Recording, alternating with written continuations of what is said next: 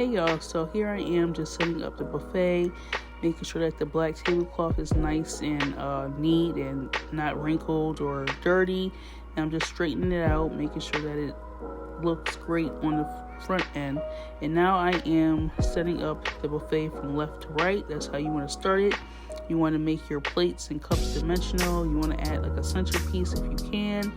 And you always want to do a menu sign with the whatever's on the menu. You want to make sure that you include gluten-free, dairy-free, vegan, stuff like that, because guess that actually is very important. So here I am adding the condiments to the table, and you always want to review the menu to see what condiments go with the table, so that way you're able to have enough.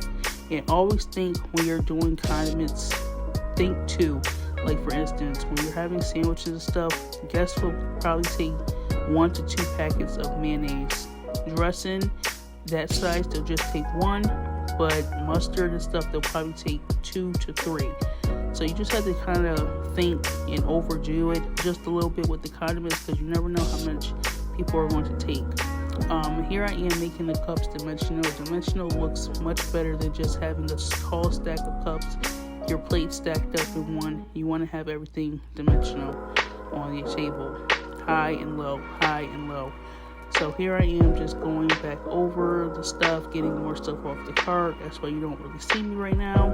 I'm just grabbing up more cups, and you always want to get have a little extra cups and plates, because people drop stuff, or something, or the cup breaks or something like that. So you always want to have extra. So here I am putting out some more stuff on the table. Salt and pepper is always important for anything, because you never know what people add salt and pepper to, but that's just a standard traditional thing that people have on the table anyway. So here you also see me moving over the riser. Again, you want to do high, low, high, low. So here I am just setting up.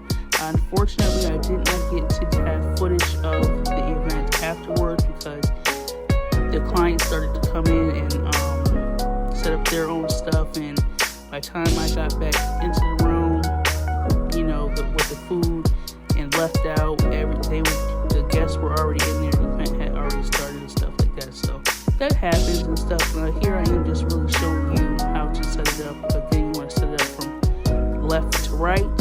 Your condiments, you want them to go on the right side towards the middle or towards the very end. Drinks go towards the end. Be sure to follow for more tips.